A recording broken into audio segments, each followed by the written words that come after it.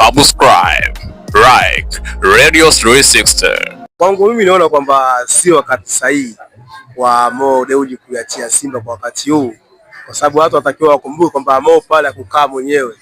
Mo pale kulikuwa na kategori mbili, upande wa wanachama ambao ni 51%, upande wake 49%, ambazo yeye tenda 49 kwa alikuwa ameshinda. Sasa kilichokuwepo kwamba issue transformation mara nyingi na changamoto zake mpaka kuifikia ikamilike.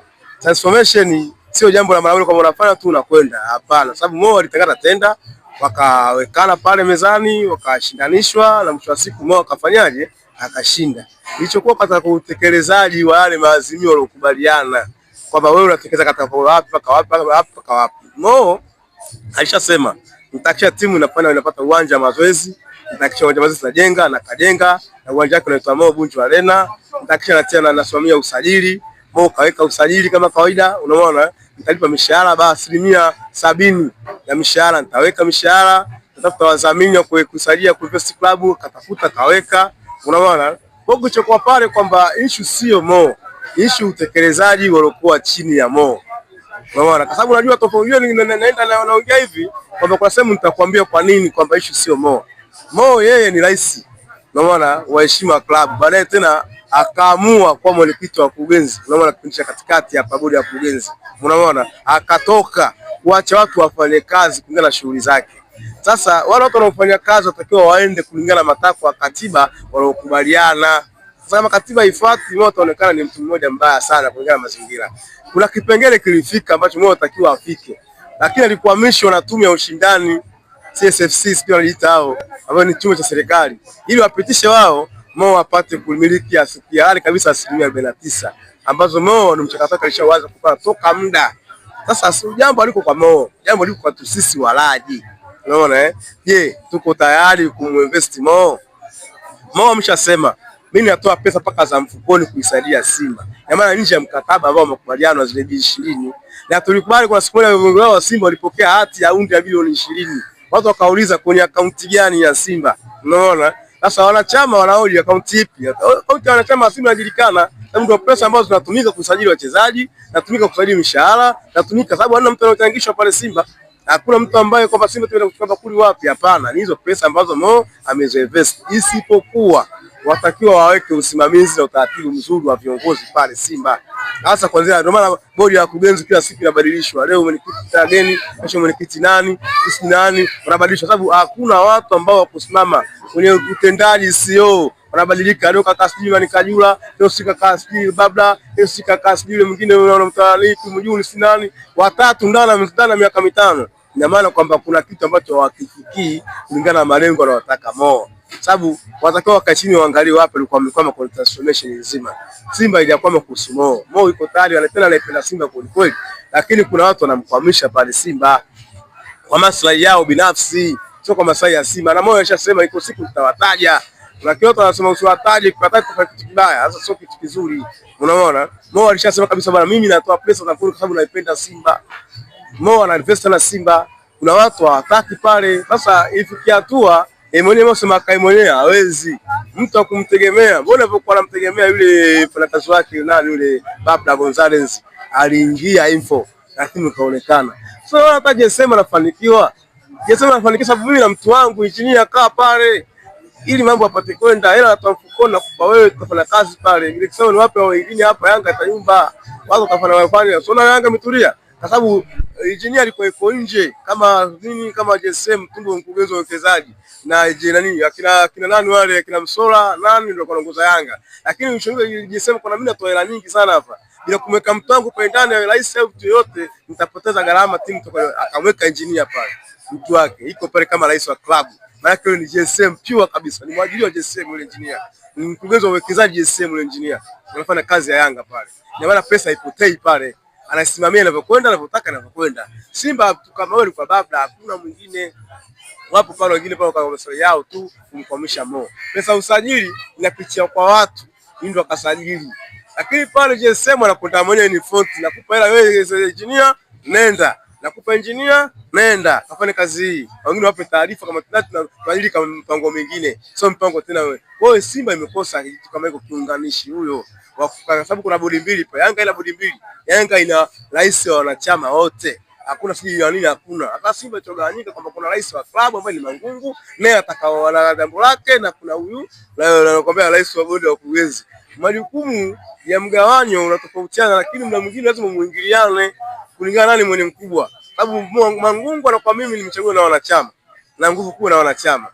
Mmoja kwa mimi ni mwekezaji. Mwenyekiti wa bodi na nguvu kuliko yeye, akija pale Mangungu ni mjumbe. Nadhani kwa nini ndio kutokea hapo?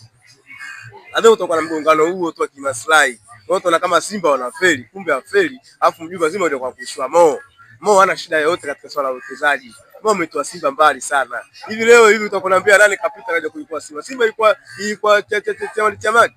Unaona, lakini mpaka leo hii Mo bado yuko Simba, anaisaidia Simba pamoja na maslahi yote anayopitia. Yule mfanya biashara anafanyaje nini? Huwezi kufanya biashara mpira bila kunufaika. Biashara yote ya mpira huwezi kucheza kwa hasara. Hata ujese mwenyewe ulivyoona kufanya Yanga sio anakaa kwa bahati mbaya kitu kwa manufaa Yanga peke yake. Na mwenyewe pia apate branding. Maana branding lazima unufaike kupitia branding yako. Nani asijue JSM leo? Kupitia wanachama. JSM vitanuka. Maana ni branding. Ameweka pale yeye mwekezaji wake pale Yanga, ana branding anapata faida kupitia Yanga Afrika. Inawezekana inakaa zaidi ya hata ile ambayo anaotoa yeye. Unaona, kwa sababu wanachama Yanga wasifungua milioni 10, milioni 5 wanafaa wanatambua JSM. Nzuri. Kwa na Simba ndio hivyo hivyo. Kwa hiyo sikia tu Simba kwamba Mo kwa labda asije Mo anapeka na Simba na anasaidia Simba. Unaona? Kwa hiyo si tu Simba wenyewe watakiwa wakae kwa ule mezani. Waandae mkutano mkuu wa wanachama wapitie yote yale. Wajue walikwamia wapi. Kwenye swala transformation ya uwekezaji. Wasimtafute mchawi ni nani. Warudi wenyewe wanachama, waanze mkutano mkuu wa wanachama, wakae pale, waangalie kwamba transformation inakwenda vipi. Kwamba kama kuna sehemu imekwama, waambie wanachama ukweli. Mzizi tumekwamia hapa ili Mosa au mwekezaji halisi kabisa ili apate kusaidia Simba. Unajua kuna na kurudisha nyuma kidogo kama kujibu hilo swali. Unajua kujifunza sio mbaya. Yaani kujifunza sio mbaya kwa zote walioendelea. Nakumbuka wale Yanga Afrika waliwaleta watu kutoka La Liga. Watu wa transformation ya mpira kutoka La Liga kuja kuongoza mazingira ya timu isikizane na haya mambo. Wakatoa elimu yao, kuna pesa si chini ya bilioni 2 ilitumika pale kwa ajili ya kulipa wale La Liga. Mimi mwenyewe nilikuwa mmoja wapo wa kupinga ile habari kwamba kwa nini Yanga wanapiga hela tu hakuna lolote. Na kiasi mnavyolikwenda ndio nikagundua kwamba wale La Liga kuja pale kuweka transformation nzuri ya uongozi ili msikizane na serikali. Wapatikane rais ambaye amechaguliwa na wanachama. Ndio yule engineer S. Maana yuko upande wa wanachama. Maana serikali itoe mkono wake pale. Hapatikana wawekezaji watatu. Yanga hawajafikia kutangaza transformation ya uwekezaji. Hiyo walisema kwa nafasi yao kwamba watakuwa wawekezaji 4 mpaka 3. Walishasema na wakasema kwamba nafasi ya wawekezaji ni 4. Na kuna kipindi tulitangazwa kabisa kwamba atakuwa pale si Garibu, atakuwa pale si Rostam, pamoja na Kalimba na SportPesa yao atakuwa pale kwa ajili ya kuja kuweka kama wawekezaji. Unaona, tulitangazwa na mkutano wao mkuu walituambia. Maana yake nini? Walipata ile transformation ya uwekezaji inavyotakiwa kimpira. Kwa serikali iliona hilo na taifa hilo walitoa muda mrefu sana. Walilitoa. Ila kuna mtu pale alikuwa na kinga pale juu katika utawala, simtaji nani, lakini alikuwa na kichwa kubwa pale serikalini, alikuwa na kinga ile kitu kwa sababu anasaidia Simba na kusaidia Simba. Huyo mtu sasa hivi nikimtaja nitakuwa nimekosea, lakini ni mstaafu, anacho kubwa cha waziri. Anacho kubwa cha waziri, lakini mstaafu kwa sasa. Kwa yeye ndio yuko tume iko chini yake ya kufuatilia hayo, kwa sababu zamani tume ya ushindani ya SFC ilikuwa chini ya ofisi ya rais. Sasa hivi imerudi tena kwa ofisi ya waziri mkuu. Kwa pale kulikuwa hakuna mamlaka yote ya kusema chochote. Vinasaba vilikuwa vinafanya kazi. Ndio maana tukuona hayo, lakini taarifa ilishatoka mapema kwamba hii haiko sawa. Mwekezaji atakiwa watatu, wagombanishie watu washinde mmoja, lakini mwisho wa siku ikiwezekana wote wao wawekezaji hisa zigawanywe, lakini klabu iwe na 51. 49 hii Mo abaki na 20, zobakiwa gani watu wengine wawili. Lakini mwisho wa siku pale watu kwa sababu maslahi yao, kwa sababu tu bwana tuacheni Simba yetu, sini tuteketeni, ikapitishwa lile. Akatuangalia kabisa kwa mbele tutakuja kukwama. Sasa leo utawala mwingine, kile kiti kikakalia mwingine, anakwenda kwenye misimamo ile ile.